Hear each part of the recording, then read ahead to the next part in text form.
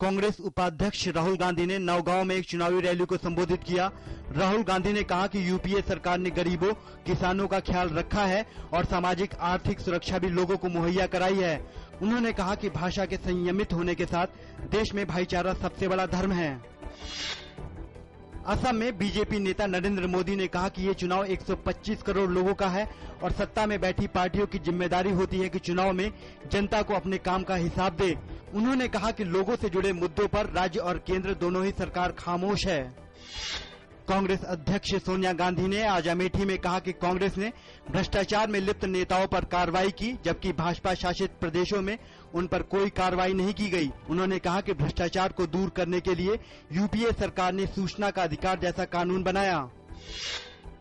Samajwadi party प्रमुख मुलायम सिंह यादव ने आज उत्तर प्रदेश के फर्रुखाबाद में किसानों की खराब हालत पर जताई चिंता। उन्होंने कहा कि समाजवादी पार्टी ही किसानों के हितों के लिए करती है काम।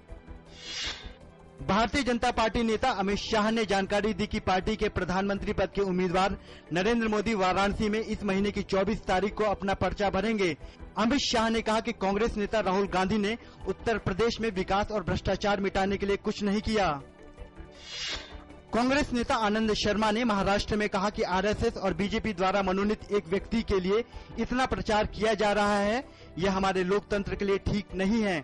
उन्होंने कहा कि एक व्यक्ति 125 करोड़ के देश में सभी समस्याओं का समाधान नहीं कर सकता।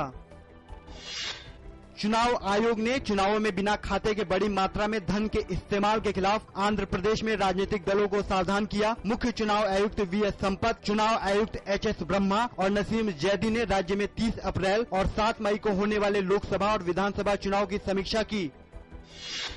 अरुणाचल प्रदेश की 2 लोकसभा और विधानसभा की 11 सीटों के 34 मतदान केंद्रों पर 60% मतदान की खबर है। राज्य में लोकसभा और विधानसभा सीटों के लिए 9 अप्रैल को वोट डाले गए थे, लेकिन कुछ पोलिंग बूथों पर उपद्रवी तत्वों ने इलेक्ट्रॉनिक वोटिंग मशीनों को नष्ट कर दिया था।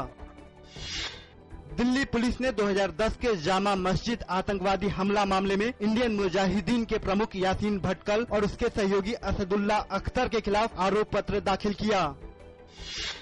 माउंट एवरेस्ट पर एक भीषण हिमस्खलन में लगभग 13 नेपाली शेरपा गाइडों की मौत हो गई और कई अन्य घायल हो गए। दुनिया की सबसे ऊंची पर्वत चोटी पर इसे पर्वतारोहण की सबसे घातक दुर्घटना बताया जा रहा है।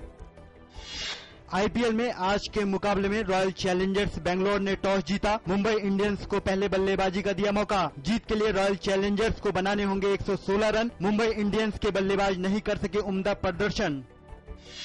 दिल्ली डेयरडेविल्स और कोलकाता नाइट राइडर्स के बीच आज रात होने वाले मुकाबले में चोट से जूझ रहे बल्लेबाज केविन पीटरसन के खेलने पर अनिश्चितता बरकरार। दिल्ली डेयरडेविल्स जीत के साथ अपना अभियान पटरी पर लाने की कोशिश करेगा।